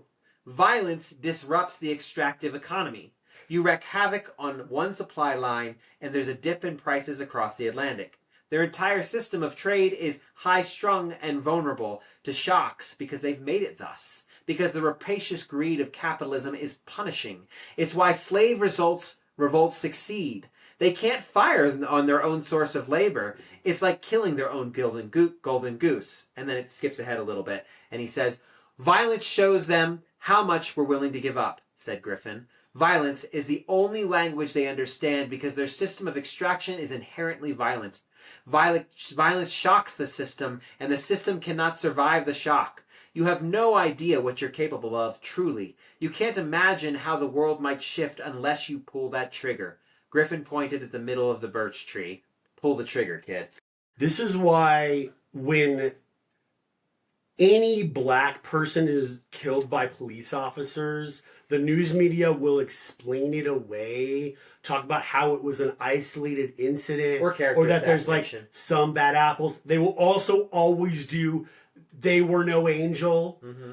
But if Charlie Kirk is shot by a gun whilst talking about how important it is for average Americans to own firearms, they will lionize him, you know? And after just finishing talking about hating trans people. Yeah, absolutely. You know, the powers that be love violence when they are controlling it, mm-hmm. and despise violence when it is directed at them. And then they're hypocrites is what I'm saying. Yeah, yeah. And because violence is everywhere. You just mm-hmm. don't have to see it. Right. Right? There's an Anne Leckie quote from her book Ancillary Justice. Okay. And it's like something like forgive me because it's I won't get it verbatim. The beauty of colonialism is that one does not have to see the cost if one does not want to. Ooh. Yeah, dude. Yeah. It's the thing that it's the thing they never point out in Jane Austen adaptations. Right, right. And then one last quote, and this one is actually from Robin when they're talking about the bridge's impending collapse, and they're debating on whether or not they should let it happen or they should call the siege off to protect people and all this stuff. And Robin and someone says we become monsters just like them. And Robin says, but that's precisely the devil's trick, Robin insisted. This is how colonialism works. It convinces us that the fallout from resistance is entirely our fault, that the immoral choice is resistance itself, rather than the circumstances that demanded it. Oh. So, there's so many brilliant That's exactly quotes. Right. Because the Parliament could have stopped it. The Parliament had a full week of being aware that the bridge was going to collapse. And they would rather sacrifice the bridge and everybody who was using the bridge at that moment than take responsibility for what they had done. Because the rich don't give a shit. Mm-hmm. Why would they give a shit? Their castles don't crumble. They've got everything they need. They probably have their own personal silver worker to maintain it, to make sure that they don't have to do anything. Rather, they just build bunkers and they build fortresses and they sit in their high towers and they drink their tea and they just let everything go to shit. Absolutely no. They make a very good point in that moment. Robin's making a very good point, I should say, that the Parliament prefers power to people's safety. Mm-hmm. Yeah. That's what it is. That's what it comes down to. And that's true of anyone who has significant power. Mm-hmm. Look at our politicians. rather than actually addressing stuff in Congress, they just want their power. They just want their power. They'd rather smear trans people and divide and conquer, you know? Yeah. Absolutely. That's what they would absolutely prefer. Yeah. Final thoughts? Besides, like, you should definitely read this book. Yeah. I feel like we've been talking It's a very... page turn. It's a page turn. It's a page turn. I really feel like we've been talking academically about it, and I hope it hasn't come off as too dry, because it is so good. It, like, you're right, Robin's a great, like, a really great protagonist, because you might be frustrated with him at times. You're like, Robin, just kind of fucking open your eyes, man. But it's or true. you might be sympathizing with him, and then something will happen, and you're like, oh shit, wait, no, Griffin or Victoire was right about that. You know, and then there's a moment when it switches and Robin's kind of like more correct about his resistance than Victoire is, and then she learns from his, you know, and goes, oh, I'm sorry, I've become nonverbal. It's so good. Like talking about this book, it's so good. Yeah, and it really is. Robin is a story of how do you get radicalized. I mean, that's really what it is. It's like Grapes of Wrath all over again. Right. Man. It's like the Grapes of Wrath all over again, right? A man gots to eat. Yeah. Right? Yeah. It's how do you get radicalized? Like, these people who are radicalized and become revolutionaries, they're human, and they've had things happen to them. Yeah. And, like, you don't hear the story of Griffin, but you get it through Robin. Yeah. You get the little bits and pieces. And it's such a... One of the things I love about a really, really good book is you'll be reading about someone's perspective and then getting little hints of other people's stories along the way that aren't extrapolated upon, you know, that aren't explicated for you. And you can imagine them yourself. You can tell yourself that story and you're not, you know? It's like you're getting a little peek into a rich world that exists in your head and in the author's head. And this is an excellent example of that. Yeah. That's my final thought. That's a good final thought. Thank you. Go read the book for sure. Absolutely. We have one more, I think probably only one more episode for this year, right? Probably. Yeah, probably. Because it'll be like mid-December when we do the next one. Yeah.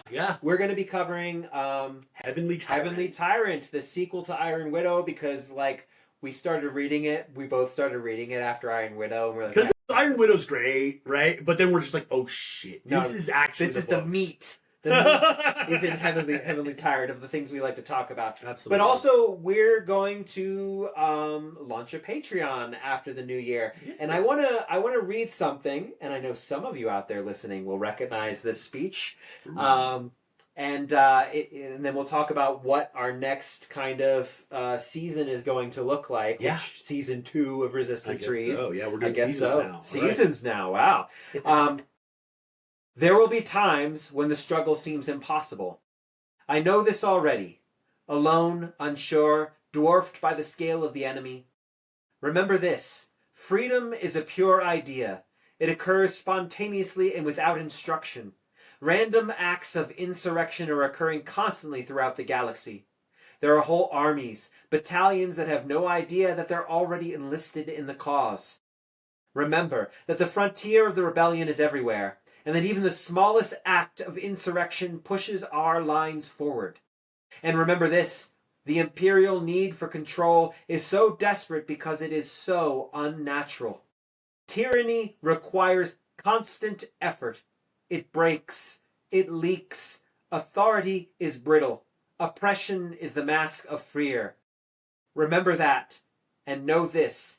The day will come when all these skirmishes and battles, these moments of defiance will have flooded the banks of the Empire's authority, and then there will be one too many. One single thing that will break the siege. Remember this. Try. So if you don't know... Chills. I got chills. If you don't know... It's a good one. That is from season 1 of Andor. And so Matt and I... The very end? The very end? No, it's the middle of season 1. Oh, shit. Okay. It's the middle I gotta rewatch it. But I gotta rewatch it replays at the end of season 2. Okay. In the conclusion of the series. Shit. So we have decided that for Patreon, our bonus offering will be that we're going to do shows and films. We're going to stay doing the books for the general public, but subscribers will get access to our discussion. We like shows and movies too. Shows and movies too. Yeah. And our first up is we're going to cover Andor. We're going to have to do a couple of episodes of Andor because it's so massive and so much to talk about. But we're going to do Andor and discuss that. And we'll still continue doing literature because, like, books are like my heart. Oh, same. Absolutely. So look out for that. We'll be launching that soon. We're also going to start offering some merch. I've got some t-shirt designs. I have a friend of mine owns a screen printing business, and so we wanted to support local, so we're going to go with that. Absolutely. So we're look out for that information soon, and we'll see you in a few weeks with Heavenly Tyrant. So good. Have a good one. Bye, guys. That got long. We went off a little bit on that. Man.